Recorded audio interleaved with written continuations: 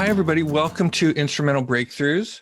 I'm your host, Daniel Shankin. I'm the program director of this podcast and also Mount Tam Psychedelic Integration. We offer integration coaching all around the world for people who want to have intentional experience. I'd also like to give a shout out and thank you to Brian of Deadhead Land, who's the co-producer of this show. And we both have Patreon pages. If you feel like supporting Deadhead Land or Tam Integration, that's much appreciated.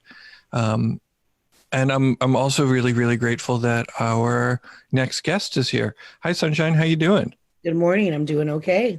Happy to be here. Yeah. So we were actually just talking before we went live about how you were watching the Fantastic Four and their origin story of how they became the superheroes that we are. And so we're really excited to hear about how you became the superhero that you are. Yeah. Well, I have to say that water would be my choice of element for my superpowers. I've always felt freer when I'm in water, around water. And because I am a water sign, I'm a Cancer, and just had a birthday, as we were talking about. Happy birthday. Thank you. And yours is coming up. So yeah, I feel at home when I'm in water, and I actually have had experiences in certain kinds of water where I felt like I literally could hold my breath longer underwater. Yeah, that's my happy place. Right. And well, so, and then how does water come through in your music? How does that element and these things that you were just telling us about come through the music, as it were? Well, I think the magic, there's so much magic in water, but one of the most magical things about water is the eternal flow, right? This constant flow that I think when you are willing to expand your mind and go down certain paths and introduce new chemicals into your being, you become, hopefully if you do it right and take the right amount, you are much more aware of that eternal flow and the possibilities and kind of like true reality, at least for me, that not only are you a part of the flow, but you are the flow. Right. And that I think in thinking about doing this interview, that's the thing that I've thought about the most, that I appreciate about my sort of experiences that I live through, is the breaking down of boundaries, that whatever walls that we build for whatever reasons, a lot of times just to feel safe, that seem to go away and become, just they're not as important in the psychedelic realm. We are really truly aware of being a part of everything, every living thing, and each other. So how you tap into that without even needing chemicals has been kind of a part of my journey, because I've found myself in very interesting situations where I'm around thousands of people that are on psychedelics. Right. And I'm not. And they're all looking at you. Yes. And they're from time to time. Yes. And like melting into me and trying to take me with them. And they absolutely 100% do take me with them. Right. So, that's been something I've had to learn, because I'm at the shows and I'm doing what I love, but I am working, and I do have a job to do there. So, which means that, I have to stay somewhat grounded. Right. Well, this is an interesting point. And so I have two questions I want to ask, and you can pick whichever one you want to answer. Okay. The first one is perhaps, when might have been the first time that you felt like you entered this flow? Like what might have been a psychedelic experience that sort of gave you that aha moment, is one. The second one is, how do you center and ground and perhaps sort of create boundaries for yourself when you're in those spaces so you can do your job? And you can do either one you want. You can do one or the other. You can skip one, whatever. Yeah. Well, maybe I'll start with the latter question, which then will lead Okay. me back to the first question. So, what I found when I first got the gig with Furthur is what it was like to be not only really in the position of having my dream job, like I always wanted to sing with the members of the Grateful Dead. Hmm. Going back to 1992 is when I got on the bus, and my older brother Sean took me to my first Dead show at Where Shoreline. was it? At Shoreline. Shoreline, May 1992, May 25th, 1992. And so then I was fortunate enough to get like close to 60 Dead shows in 3 years, and I think a little bit more than that of Jerry Sure. Band shows, which is an amazing, that's like 120 concerts in three Right. years. So I got turned on quick. It made perfect sense to me, and I was ready and willing to go there. Right. So when I my first gig with Furthur was New Year's Eve 2009, going into 2010. Awesome. I at the time had an 8-month-old. Oh, wow. So I have one imagine. of those. I know. So would you like to go do your dream job right now when you just are figuring out how to be a mom? I turned it down, actually. Did you really? There was a retreat center in Jamaica that was working with psychedelics and things like that. But we'll come back to me. Enough about me. Yeah. So because I have a very supportive partner and Mhm. just everything aligned, I could say yes. Right. So I did. So early on in those shows, the excitement was just so much. But right away, I think by the second night of Bill Graham, so even the first night was so overwhelming. Still to this day, my husband reminds me that my first show in Furthur, we opened up with "Here Comes Sunshine," which he doesn't think is a mistake, but That's adorable. it was crazy. And he tells the story of watching me sing with the band with Zoe Ellis at the time. We were the two backup singers.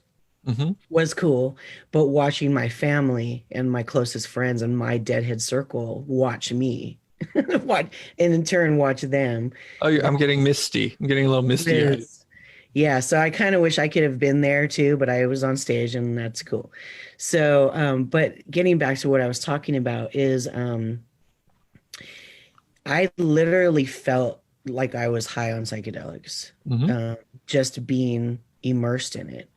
So, and how I've always explained it is, for me, the door has been opened. Yeah. And so I don't necessarily need to ingest the chemicals. The Sure. door has been open for me. And I'd like to say whenever, but I don't know if it is really whenever I want to tap into it. But certainly when I'm on stage, or even if I'm not on stage, if I'm just around other people that are on psychedelics, it's very easy for me to tap into that energy. Sure. So I don't know if that's something that you learn from just being around it for, hundreds and hundreds of times. I think that's how it works. And I think that you remember how to go there Right. without the chemical, because I think your brain to a certain degree can create that space. Mhm. Well, also, I would perhaps lightly challenge that, you were talking about the flow and being in the flow. It's sort of my sense that the flow is sort of a truer version of ourselves. Yeah. So why wouldn't we be able to access who we really are Right. if, we are able to like drop the crap for a second? Yeah. That's beautiful. That's lovely. And I think that was my first. I might have. When did St. Patty's Day? Because I'm not trying to compete, Yeah. but I think I beat you by a month. My first show was really? like St. Patty's Day in Philly, in Wow. Philadelphia. Yeah. I can't compete with you. You ended up on stage, but same year and same tour.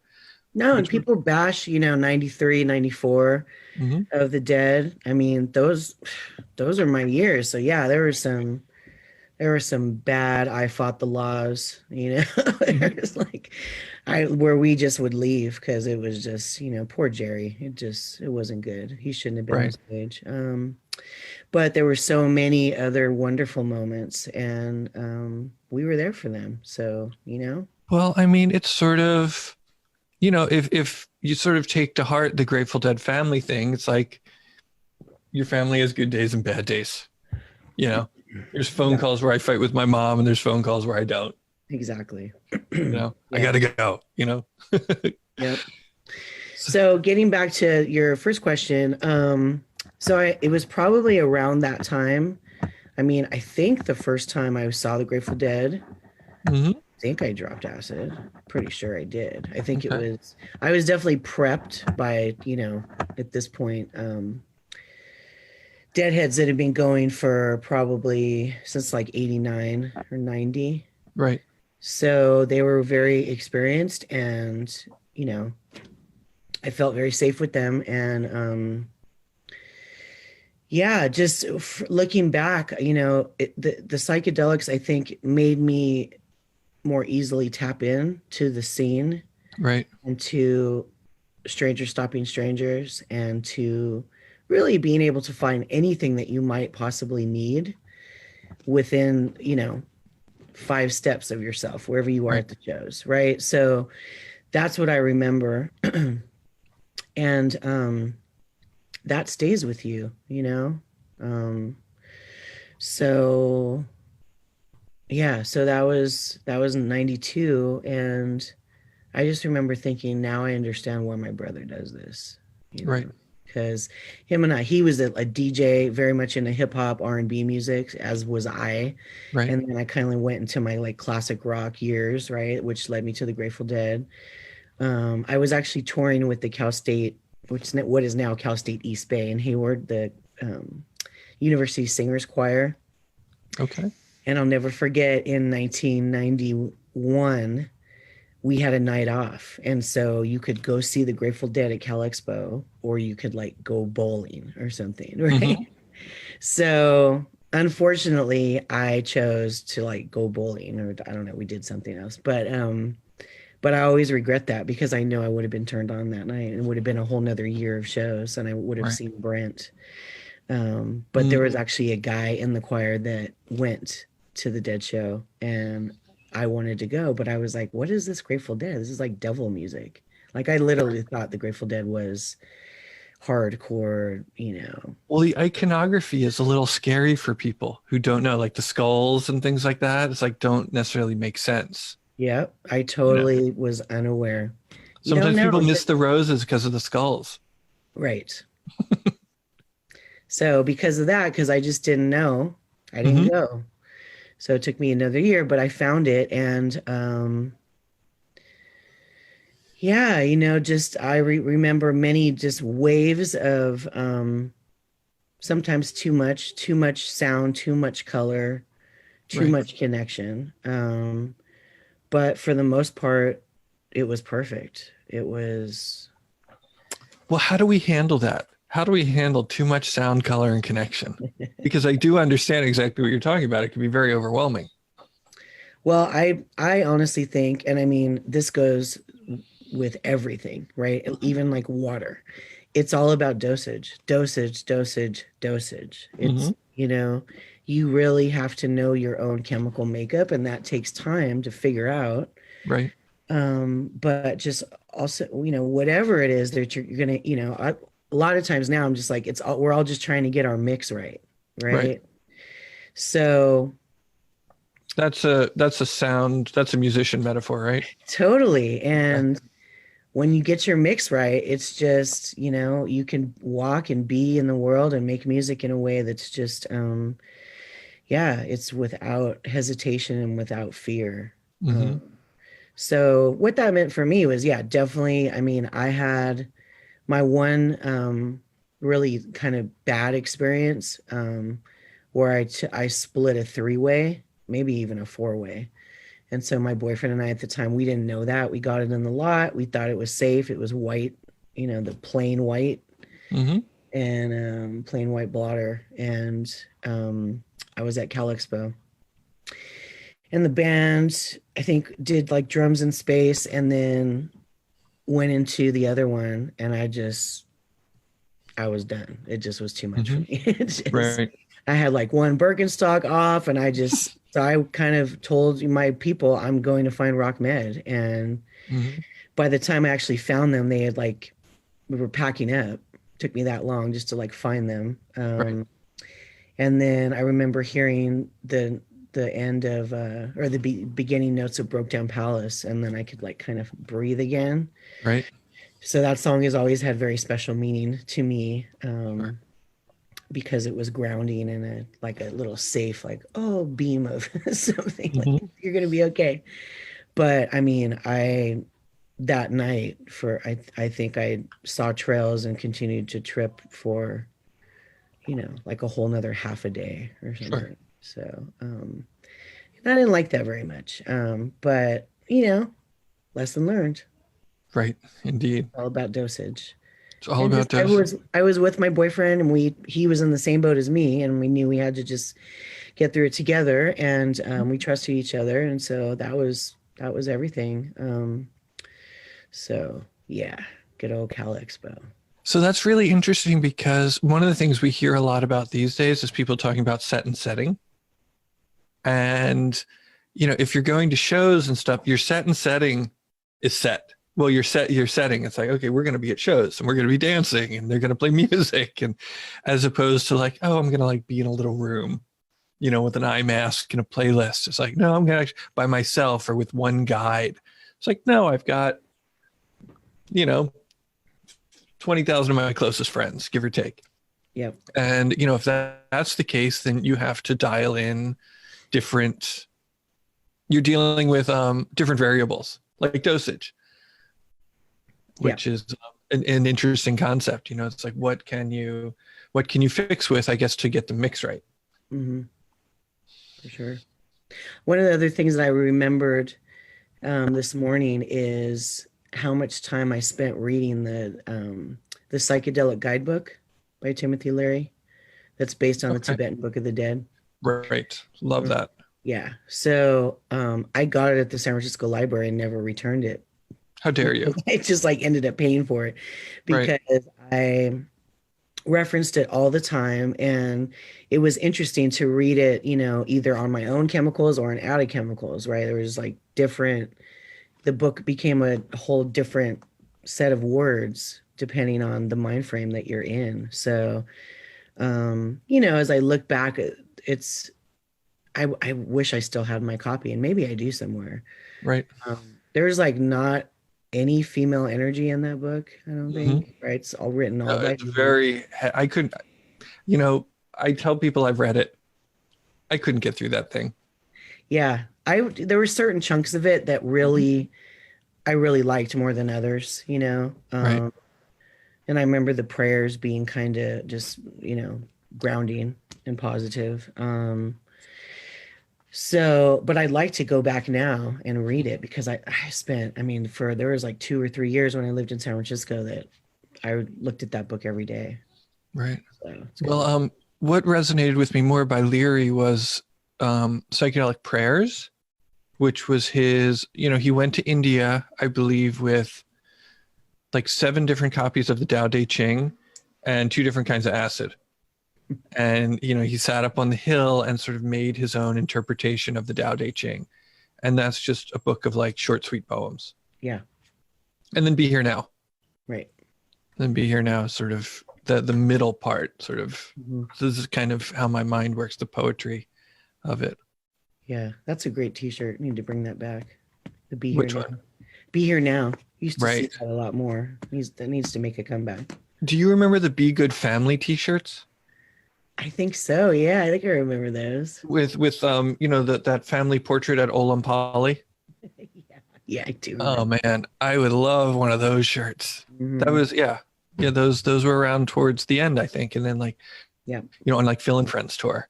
A lot of Calvin and Hobbes shirts. Mm-hmm. I had a couple of those. I had one that said "Here Comes Sunshine." So. Oh man, does that get old? No, not really. Okay, nice. Nice. Not really. Not ever. Such a good song. Right on. And what is your what's your music like these days in the middle of everything that's happening today? So it's it's a new kind of ebb and flow. I would say in the last like couple weeks or so, I know Mm-hmm. I can feel in my body that I have not been singing enough. Mm-hmm. Um, and that's just from, it takes extra effort now to, at least for me, like Hmm. I can go and play a gig and I know how to do that, right? Right. But the level of technology that's required now to try to collaborate or try to throw a jam, it's a different set of skills and Right. patience. And so that's been hard for me, but I definitely feel better when I do it. Right. Trying to think the last major thing I did was an episode for Rock and Roll Playhouse during the lock-in weekend. Okay.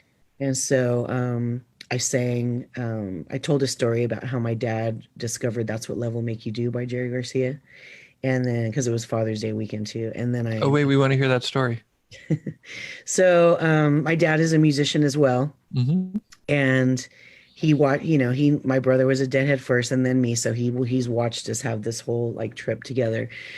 And so he prefers to play music mostly for his Lord and Savior, Jesus Christ. And that's his happy spot. So anyway, he also spends a tremendous amount of time at thrift shops or Saver, buying, used records. So in our summer home in Cuesta, New Mexico, we have a CD player, but we have a record player too Mm-hmm. for vinyl. Anyway, so one day, a couple years, I think I had been in JGB band like a year. So it was a few years ago. He texted me and said, Hita, which Hita is little girl in Spanish. Mm-hmm. Hita, have you ever heard this song called That's What Love Will Make You Do? I just discovered it. And I guess Jerry didn't write it, but how did Jerry know how to pick such great cover songs? And then he said, I went to this like thrift store Savers and I found a disc called just Garcia written on it, which is my maiden name, right? Mm-hmm. My dad is Gabriel Garcia. He's like, I threw this in and it's such a great song. Have you ever heard of it? Which was hilarious coming from my dad, because Right. normally we're talking about religious or gospel music, not always, but that's kind of his jam, So I'm like, yeah, Dad, not only is it one of my favorite songs, but it's a song I do in my own band, Sunshine Garcia Band. And then in JGB, it's a song, one of the few songs that Melvin Still sings lead on, Mm. which is such a treat to hear him sing lead on anything, because he's just so cute when he sings. And Right. Melvin would be the first guy to say to you, I'm not a singer, but he can totally sing. So then I think 3 and 6 months later, JGB Band was on tour and we made it to Taos, New Mexico, where all my Garcia side of the family is from. My dad lives I in love Taos. yeah. So that is our homeland. And so my dad was able to come see us Mm-hmm. play in Taos. It was a festival venue. It got rained out, so we were in this tent. But it was all my Garcia family was there, including my dad. And so we played that. I specifically asked Melvin if we could do the tune, and he obliged. And so we did it. So just getting to sing that song, I didn't sing lead, but that's okay. But I got to play it for my dad and watch him dancing, around with my nieces and nephews and my brother and my husband and my stepmom. They were all there, sisters and brothers. Was a really cool moment to see that whole song come full Right. circle. Well, Jerry, it always seemed to me that Jerry had like this real kind of mystic Christian vibe to him, and I could have been reading into it just because that's what it was like when I would get high and listen to the Grateful Dead, or the Jerry Band songs like that, the I'll Be With These kind of stuff. And, How about there's the so Maker? much I mean, there, go ahead. oh, I just said, how about the Maker? Right. He went in. I would love to know. Actually, I thought Melvin actually told a story about how that song came to be, but I don't want to tell it incorrectly.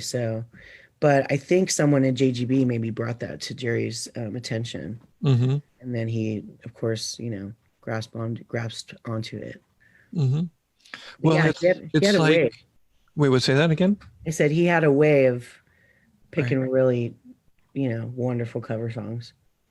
Well, that really inspired sort of a cosmic universal love. Yeah, there's many people that believe that, Jerry band shows were church. I mean, Yeah. certainly for us it was, and there was such an element, so much gospel music in the music, in the shows.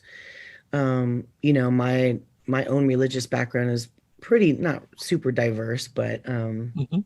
as far as I guess folks that grew up in the United States, maybe just originally being raised Catholic, and then my dad becoming a born again, and then my mom subscribing to kind of a Unitarian vibe. So religious music has been in my life and had been part of my upbringing and part of what I enjoy singing for a long time. So, yeah, Jerry found a way to meld the two together. I've got a Unitarian joke. Okay. I'm already laughing. That's a joke. You can tell him it's not like anybody's going to be offended. We're not going to get canceled over this joke, I think. Okay.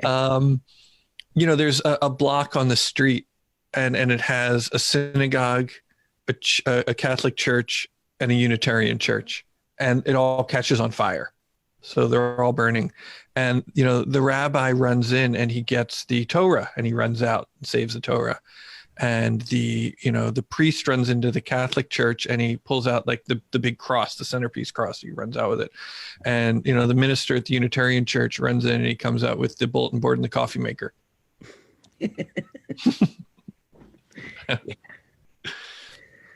I don't know. We'll just leave that right there. Yeah, sorry. I would like to apologize to everybody listening. It's all good.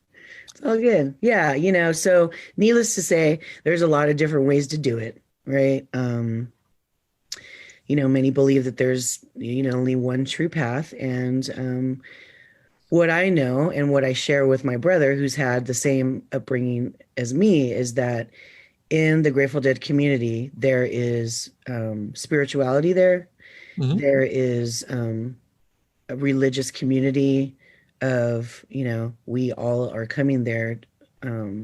There's bad guys everywhere, but for the most part, people are coming together to find their best selves and to love each other and to bring happiness to themselves and to each other. And, be a light in the time that we're given here. So, that to me is anything that I hear about being Christ-like or any other idol, or figure. That's what it's about, is being of love and being a source of light for people. And that's what I try to do most of the time. And, I don't really function great in isolation. It's been, it's been interesting. It's been difficult, but at this point you kind of have to just find a way to do it. So, I'm, there's a Christmas album that I've wanted to do for many years. So I'm thinking like now is when I start on that to be released digitally. And there's some other musical things, but overall, I need to be singing more, and I need to be, just picking up the phone and reaching out to people to make that happen. Right. So you guys can hear that. Those of you who are watching, if you're Sunshine's friends, call her. Yeah. Like I know you had Mark Karen on. Mark and I, we love playing together. It's been so long since we played together.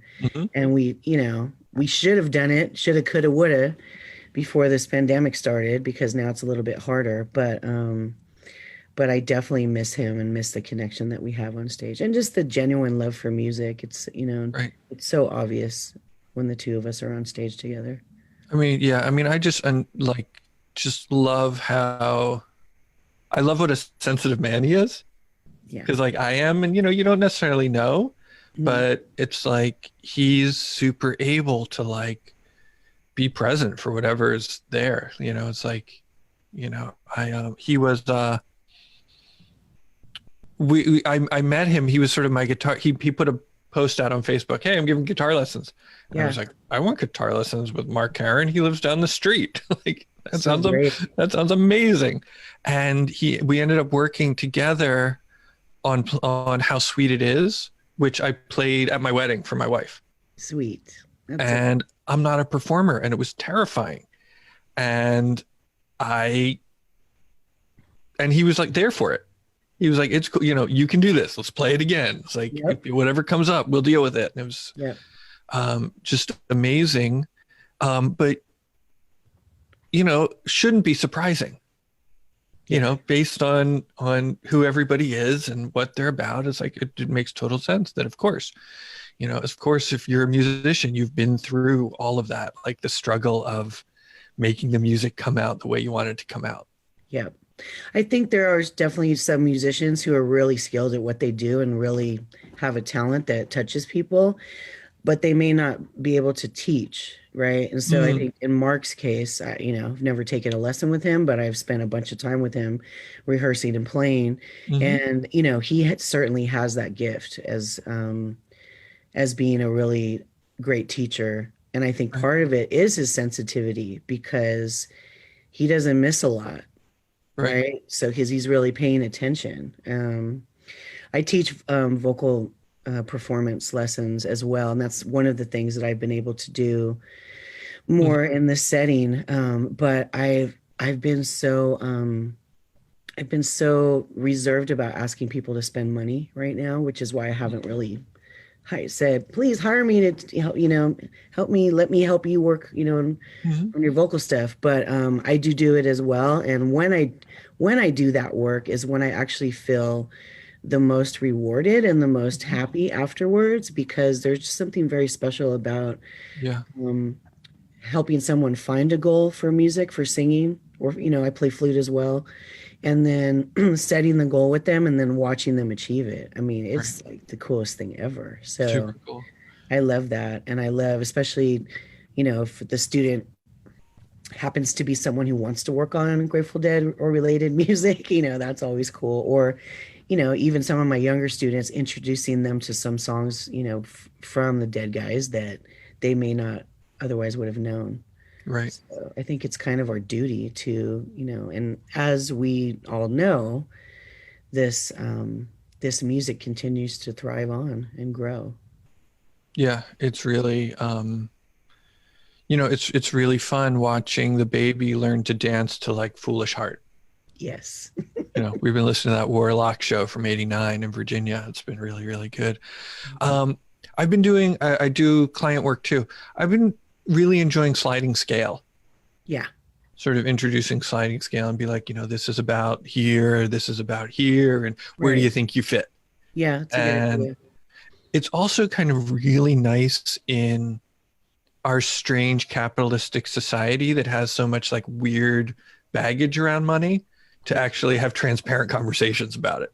Yeah. Yep. I've learned, I used to be really horrible at talking about money and negotiating, but I married a salesman, so that helps. Oh, interesting.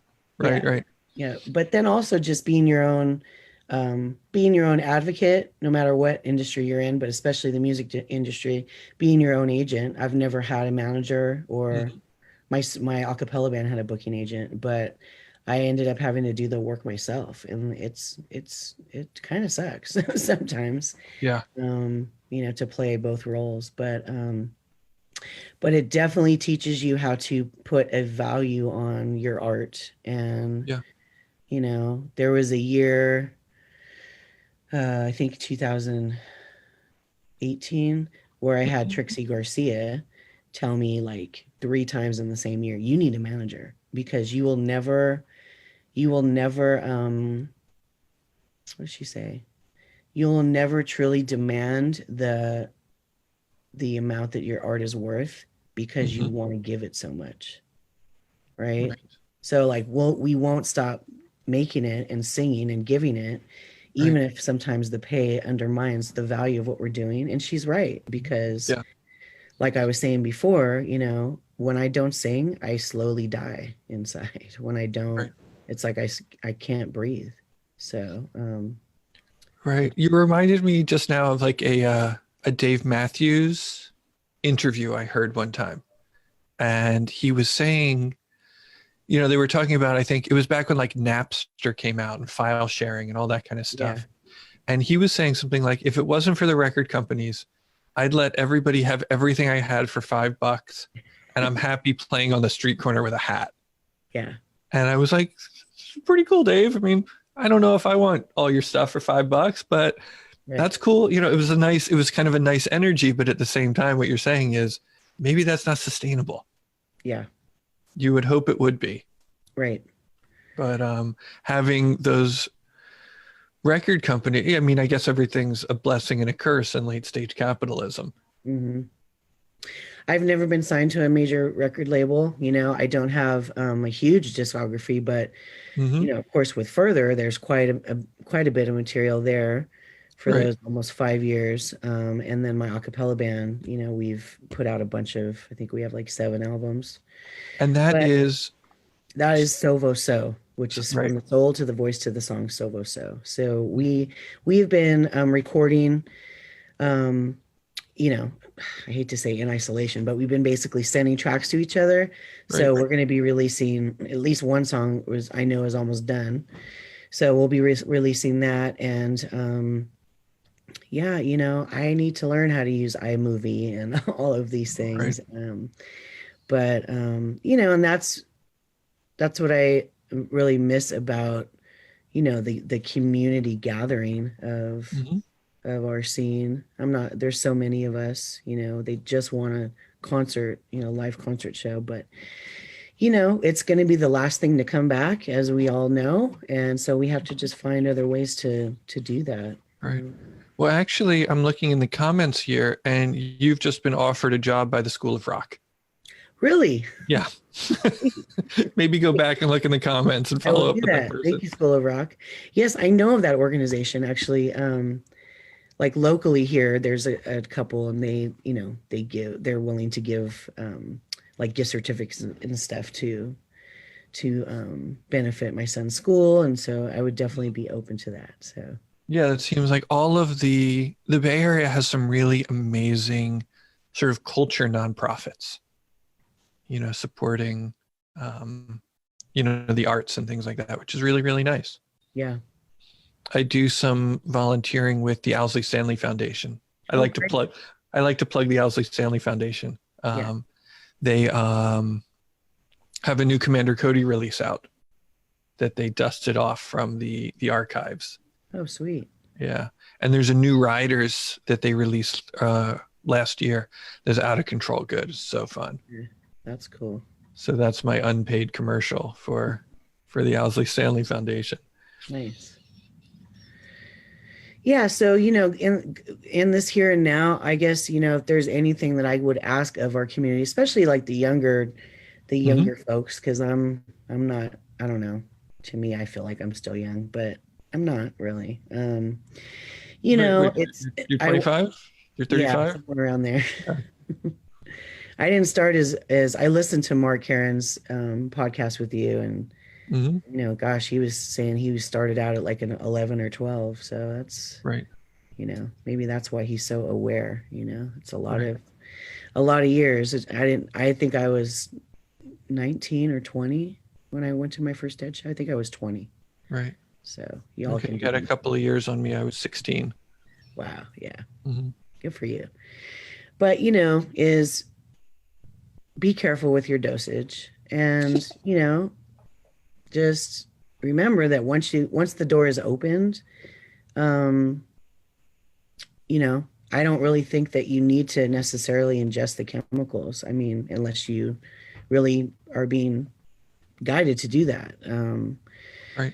You know, like for me, you know, I'm interested now in, because now that, as you know, because this is like your line of work, Hmm. these substances are, you know, like mushrooms and LSD, MDMA, they're still illegal, but there's a couple of places where they're finally being researched and Hmm. really studied to help people. And Yeah. like we get this kind of old fashioned like magazine. I think it's like made for elders or whatever. It's called The Bottom Line. And it's like, you know, Sounds kind of, terrible. you know, The Bottom Line. No, but I'm just Oh, God. guessing. I love The Bottom Line because it's all this information about health. It's like put in one spot. Hmm. But even The Bottom Line had a little section about, you know, psilocybin and how it's been used for cancer survivors Right. in helping with their pain and with their trauma.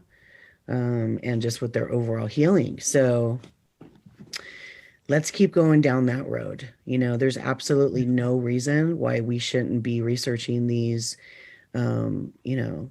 chemicals and plants that Right. are here and are very, very dangerous in some ways, right? So powerful. So you have to be careful. But I'm all for the supporting that. And, I'd rather have the right people behind that than the bad guys behind it. Right. Yeah. I mean, it's really interesting how much like accidental healing has occurred. People show up for recreation and then they have a very kind of deep mystical experience or a profound emotional release and like letting go of something that's been holding them back for many years, and that the music becomes the soundtrack for that. And so it's like the music sort of helps take us back there. Yeah. That we can sort of kind of cultivate this playlist that helps get us in touch with ourselves. Yep. So that we can, the Trika tantric tradition, they say, recognize, remain, integrate. It's like we recognize that flow of who we really are, the flow of our hearts.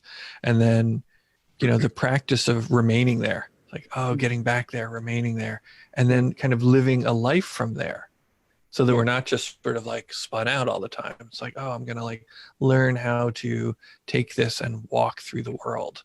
Yep. Walk together, little children, kind of thing. You don't have to worry. Yeah. Yeah. And so you have sort of been active, right, in building the Facebook group. I would just, if you don't mind, I would like to take a moment to actively dismantle systemic racism. Yeah. If you don't mind. No, let's actively do that. I think it as as part of this community, it's definitely our job. And I as you know, Deadhead Lance supports another live stream called Grateful Gathering that I collaborate with Erica Rosenberg and Jeanette Ferber on. So after the George Floyd murder, we had scheduled one of those. And with all the protests going on, I really felt like, I am a woman of color. I'm half Hispanic and half mix of Anglo, but I'm not Black. And so I didn't feel like I needed to take up any live stream space at that time. And if we were going to do it, we needed to do it in a way that absolutely amplified Black voices. And that very openly and honestly started this very larger conversation about why there's such a lack of diversity in the Deadhead scene. I mean, I remember noticing it when I first went to shows because my upbringing and my background has just always been pretty mixed. And so, it was impossible for my brother and I to not notice it, Right. So, so there's many things that can be done. I used to be quite the protester. And now because I have a son and I that's not one of the ways that I felt I can do that, and feel safe. Sure. So, and I also need to also not feel safe sometimes because I think that's part of carrying this burden for our Black brothers and sisters is that we don't get to always be safe. And we're lucky that we don't have the bias against us being pulled over or walking down the street. So it's our job to be uncomfortable. Yeah. Right? And so there's a group, right? If nothing else, this is Facebook. People can join the Deadheads for Black Lives Matters group. Yes. And that group, it was started by someone who was watching our stream that we did. Zoe Ellis came on. She's of mixed race. And I asked her to come and she was, not everybody needs to or wants to be kind of open to ask questions. And she really is. And I appreciate that so much from her. And because, she's very light skinned, right? She'll be the first person to say she's like been told you're not Black enough. you know, but her and I, when we toured with Furthur, we would like get excited when we would see other women of color or just people of color, because we just didn't see a lot of them. And so we naturally were drawn to those people because, you know, that's part of who we are and where we grew up. So yeah. So anyway, she suggested something about, it could be as simple as a hashtag, you know, and then someone said something new is waiting to be born, right? The lyric from Crazy Fingers. Right. And then just hashtag Black Lives Matter under it. And that could like wake people up enough to go, what does that mean for me? So Deadheads for Black Lives Matter was created within, I mean, I don't know how many members there are now. Within 3 days, I think there was almost 1,000 members. Right. So that speaks to the love, right, that's in our community. And we may not know what to say or what to do, but people are trying to figure it out. Yeah. I also saw a lot of uncomfortableness, a lot of white fragility that you can look up and find out what that means. I've got it too. And, you know, I love it. When I find it in me, it's just so delicious when I'm like, oh, I'm uncomfortable now. Like, I want to get out of this, or I want to deflect. It's like, oh man, we lost Shiva. I know. Shiva's like, down for the count.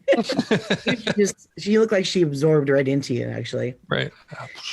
So yeah, I think as a humanity, and again, right, in the psychedelic experience, all the, you know, we see the true core of our being, right, in a true way, and with that, you know, a lot of the different ways that we look on the outside tend to just not become so noticeable. So, so I think it's related here. And, you know, there's a whole lot of people that you can call, and organizations that need your financial help, and encouraging people to register and then actually go out and vote. You know, it's all part of, you know, making this a better place for everybody.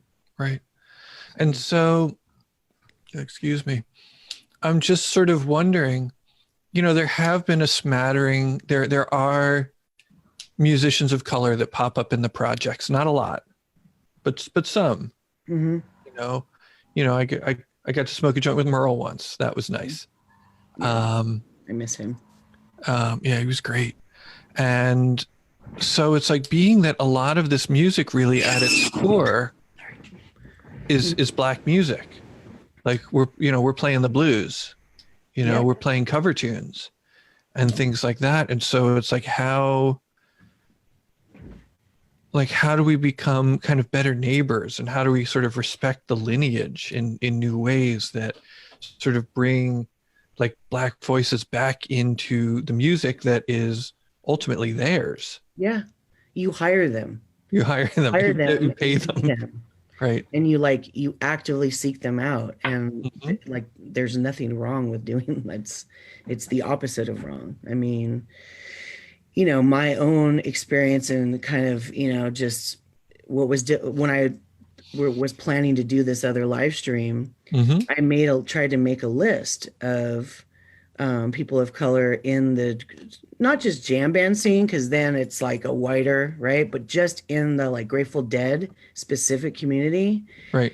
And I mean, it's like 10 maybe, right, you know, and I mean, most of it is from who Jerry hired in JGB, Jackie, Gloria, Melvin, you know. So yeah, that should change. And, you know, I will say I've spoken to a few of them that I just mentioned, and they weren't, you know, ready to come on the live stream and actively talk, but we spoke. And one of the things that came up is, in the Black community, you know, there's all kinds of folks in every community, in every race, right? So, you know, certain Black folks, they don't see a group of hippies and want to say, oh, like that looks good. Let me go do that. Like Jay Lane came on and talked about that, how he just, you know, he was turned off by it because he didn't know that's not where he was from, right? I mean, you look at Jay Lane now, you know, half the year he's got dreads, right? So like, is in tie-dye every day now. He became one of those hippies, right?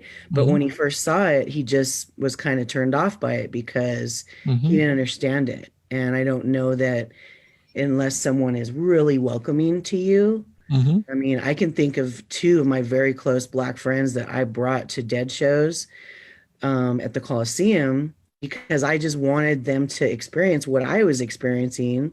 Right. And, that was like two more Black people that came because I brought them, just they were my friends. I mean, Right. I never really at the time thought about, you know, I was actively bringing them in because they were Right. Black. They just were my homies, and I wanted them to experience this with me, and Yeah. both of them got it. So Right. it And was, Melvin, right? Melvin wasn't like on the scene. He was a religious musician too, right? And yeah, he was he hired an playing. ad, or Yep, he followed an ad or something, and was yep, kind of surprised at how good Jerry played. yeah, He had no idea who the guy was. yep, Oh, you can really play. yeah, he can really play. So, I think acknowledging what he has brought to the scene. Melvin doesn't speak out a lot about, Hmm. he lets the music really kind of speak for itself, and I get that, but I am, truly grateful to him for hiring me and Hmm. for, you know, presenting this music in a way that I think is, it's with class and Yeah. keeping it true to its roots amidst a crowd of people that don't really even understand the full on, history of gospel music and call and response and just I mean, like for instance, like go look up what call and response music really, where does that really come from? Mm. You know, um, I'm trying to think of a song that's a call and response. Um, one of the dead songs. I mean, not fade away is more of just like a chant, but I mean, it's everywhere. And I think we Yeah. have to just say, thank you, Black artists, thank you, Black composers, for contributing this music and for teaching us how to move, how to Hmm. syncopate, um, how to find rhythm and music that really comes from your soul. That's why it's called soul music, Right. is because it comes from a deeper place that's not just music off a page. So saying thank you and then saying thank you with your money when you Right. can, because especially, Black women artists, I think even more, you in the music business, yeah, there's such a disparity. Right. So So I think that's what we can do. And there's a ton of resources out there you can Sounds find. like a job for the Grateful Dead Archives at UC Santa Cruz as well. Yeah. If you guys are listening, we'd like to see an exhibit. Yeah. I mean, it just to feature like, you mean like Black music that's in the archive that's specific?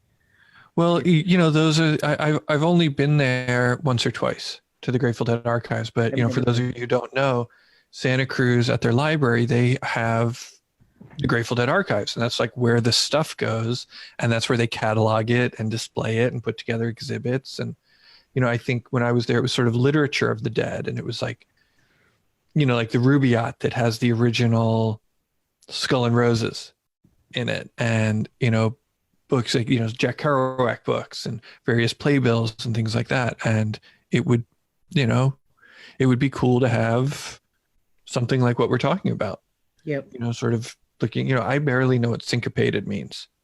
Yeah. And I can't be the only one. And so just even like trace the history of that. Like, where did it come from? Where did it start? What happened? Where does it show up in the music? Yep. Yeah, for sure. Would only enrich us.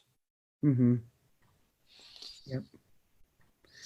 Yeah, and I think that the one other thing I wanted to just share about, just kind of the adventures of this, this Hmm. topic is, you know, being an improviser, it's, it's like Live Without a Net, right? The Dead album. It's living without a net. It's creating music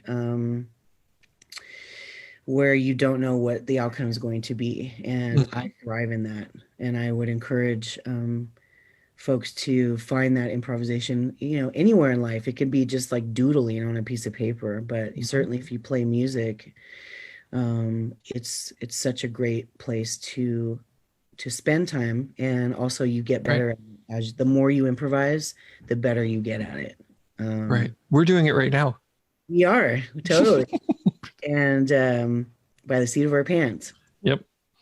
And I think, you know, when you are able to tap into that place in your brain that is, you know, free, then you're just not worried anymore about the mistakes. You know, you're not worried about it, and surrounding yourself with people who have your back musically and otherwise. Mm-hmm. That's been a gift for me. Like I've learned so much in my vocal band because these are folks that I'm singing with that I know no matter what, even if we car crash, we're going to do it together and we're going to get to some sort of end of the song together.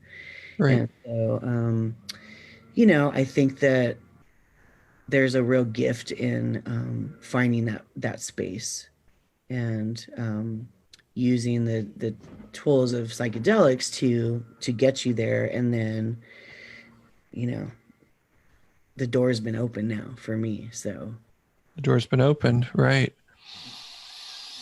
Yeah. Just walk right in. yeah, The water's fine. I definitely, you know, I have had to do like real kind of rituals to be able to go out and sing and not be overwhelmed by the energy that's coming back. And that's, you know, it's a circle, right? Half of the circle is always felt to me is those folks on stage, and then the other half is the people in the audience, but really we're all connected. Right. So you know, sometimes that means like there is an invisible barrier between me and a lot of what's coming back to me, but it's a barrier of, I always imagine it if it's like it's a very soft white kind of purplish light, like kind of this light color purple. Okay. That if I ever have started to feel like it's too much or what's coming back to me, because you receive people's energy, you know, as you're creating music on stage, you're seeing them experience it, and then what that does to them is coming back at you. And I cry quite a bit on stage. I'm very connected to that, just to feeling and watching people's emotions, the roller coaster sometimes. So you don't necessarily want to take all that home with you, right? So you have to just find a way to kind of wash it from. Well, I actually have a light purple way that I do it for myself to keep my energy clean. It's right here. Oh.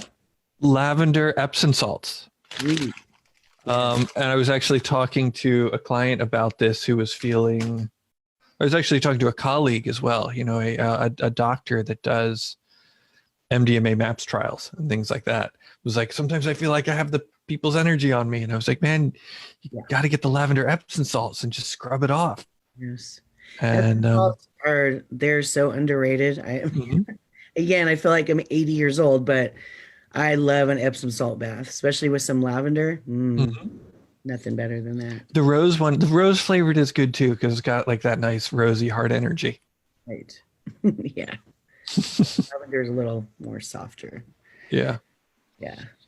So are there any so thank you so much. Thank you for having me. This has been a blast. I'm really glad you could make it. I'm really glad you've got like several jerrys over your shoulder that I've been able to chill with while we've been doing it. It's been the whole lot of us here. Yep, there he is. Thank you, Jammin'. Thank you, Brait. Another shout out to Jammin' On Incorporated if you want to tie dye like that. How do people, is there any last words you want to share with people, you know, closing thoughts? Do you have a last story that you feel like you want to really share, or?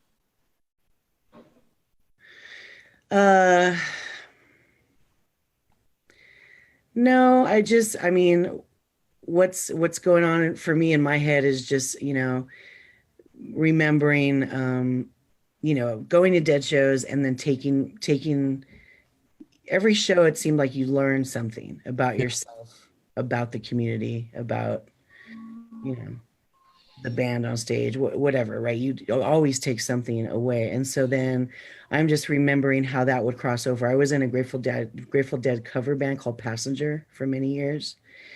So I'm just remembering how what I learned in that, Dead Show experience would then cross over in the many, many garages and Right. storage spaces and, various rehearsing facilities that I've found myself in practicing music and jamming together. And Hmm.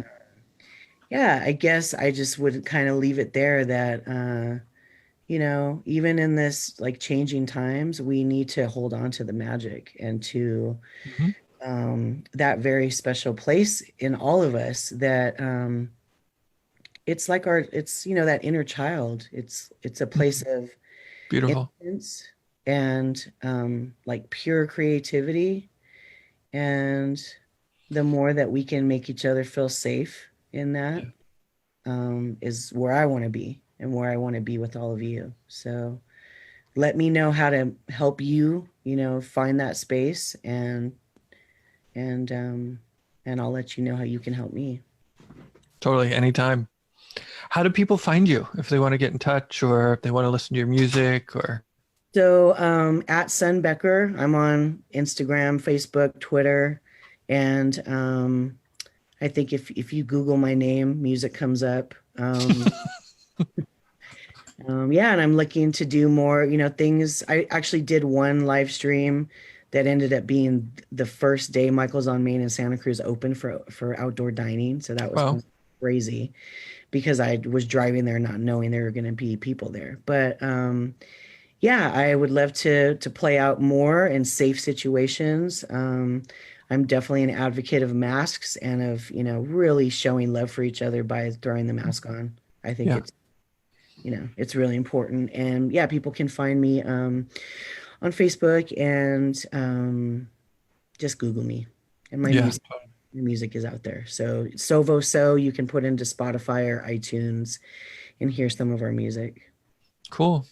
Well, thank you so much. I hope everybody follows Sunshine and participates in her wonderful music and offerings.